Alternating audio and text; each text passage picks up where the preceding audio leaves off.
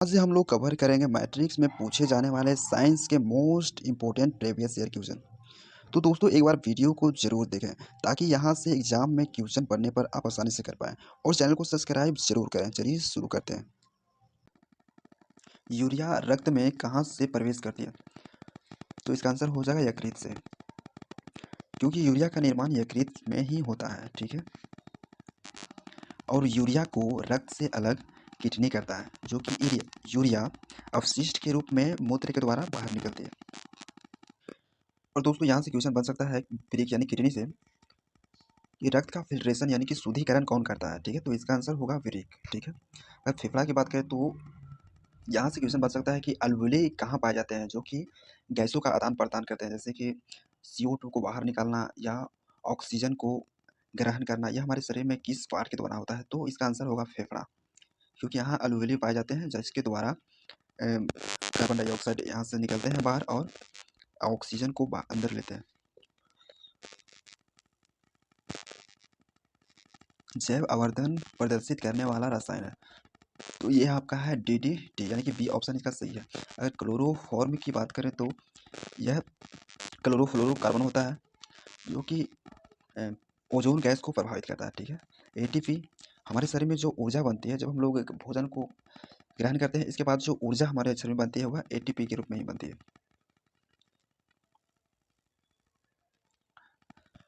निम्नलिखित में से कौन एक प्राथमिक उपभोक्ता है?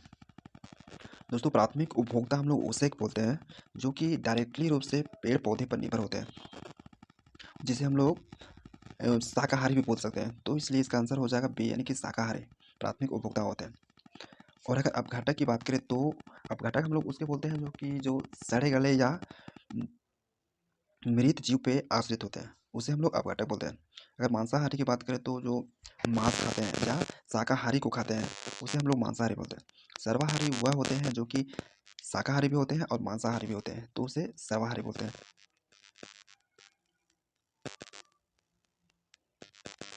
निम्नलिखित में कौन एक भूमिगत जल का उदाहरण है? तो इसका आंसर हो जाएगा कुआं। ठीक है, क्योंकि भूमिगत जल हम लोग उसे बोलते हैं जो कि मिट्टी के सतह के नीचे चट्टानों के कैनों के रंध्रों के बीच जो जल पाए जाते हैं उसे हम लोग भूमिगत जल बोलते हैं। इसलिए इसका आंसर हो जाएगा ए, यानी कि कुआं। ठीक है।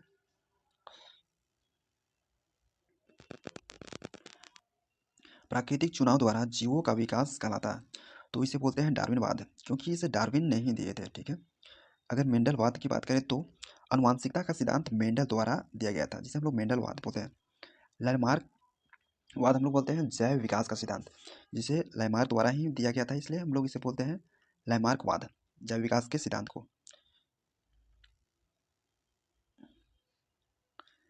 हरे पौधे उत्पादक कहलाते हैं, क्योंकि हरे पौधे यह भोजन समय के लिए तो बनाते हैं, साथ में दूसरे जीव जंतुओं के लिए भी बनाते हैं भोजन, इसलिए हम लोग इसको उत्पादक बोलते हैं। उपभोक्ता की बात करें तो उसे बोलते हैं जो कि भोजन के लिए दूसरे पर डिपेंड होते हैं, उसे हम लोग उपभोक्ता बोलते हैं। अपघटक हम लोग उसे बोलते हैं जो कि मृत जीवों पे डिपेंड होते हैं।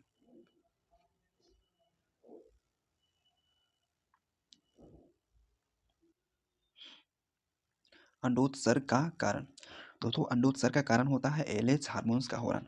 एलएच हार्मोन्स की बात करें तो यह पीयूष ग्रंथि के अग्र भाग द्वारा स्रावित होता है, जो कि अंडोत्सर्ग में बहुत ज़्यादा इंपॉर्टेंट होता है।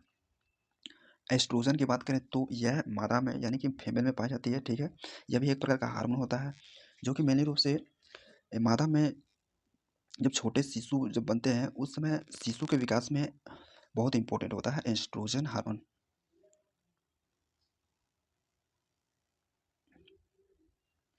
लैंगरहैंस की दीपिकाएं कहाँ पाई जाती है?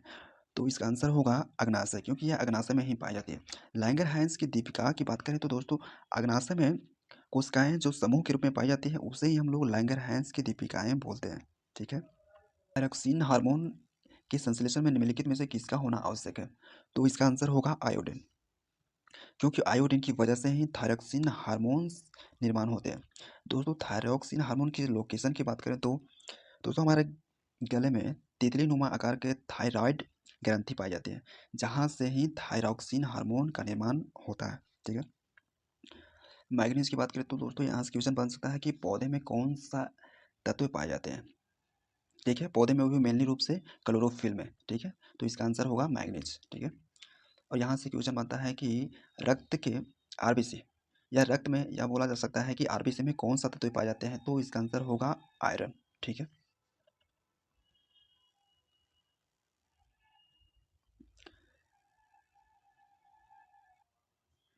नील्सन का निकाय पाई जाती है, तो आपका आंसर सी होगा, यानी कि न्यूरॉन में। ठीक है, यहाँ से क्वेश्चन बन सकता है कि मस्तिष्क का सबसे छोटी इकाई क्या होता है, तो इसका भी आंसर होगा न्यूरॉन्स। ठीक है, यहाँ से क्वेश्चन बन सकता है कि ब्रेक यानी कि किडनी की सबसे छोटी इकाई क्या होती है, तो इसका आंसर होगा नेफ्रॉन।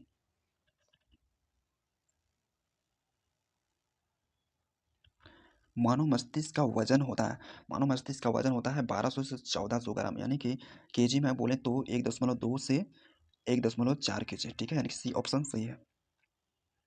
साइड मिरर के रूप में निम्नलिखित में से कौन सा उपयुक्त होता है, तो साइड मिरर के रूप में हम लोग उत्तल दर्पण को उपयोग करते हैं। नेक्स्ट क्वेश्चन, अवतल लेंस द्वारा प्राप्त प्रतिबिंब होता है। अवतल लेंस द्वारा प्राप्त प्रतिबिंब होता है आभासी, सीधा तथा छोटा। इसका मतलब हुआ इसका डी ऑप्शन सही है।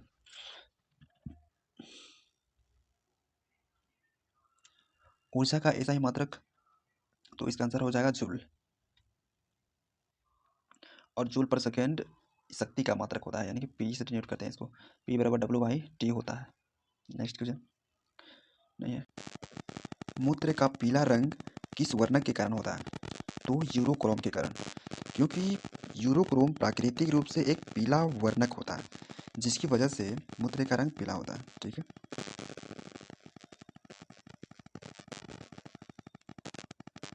निम्नलिखित में कौन एक उभयलिंगी जंतु है। दोस्तों, उभयलिंगी जंतु हम लोग उसे बोलते हैं जिसमें स्त्रीलिंग भी हो और पुल्लिंग भी हो, तो वह है आपका केचुआ। ठीक है, गाय भी या तो स्त्रीलिंग होगा या पुल्लिंग होगा।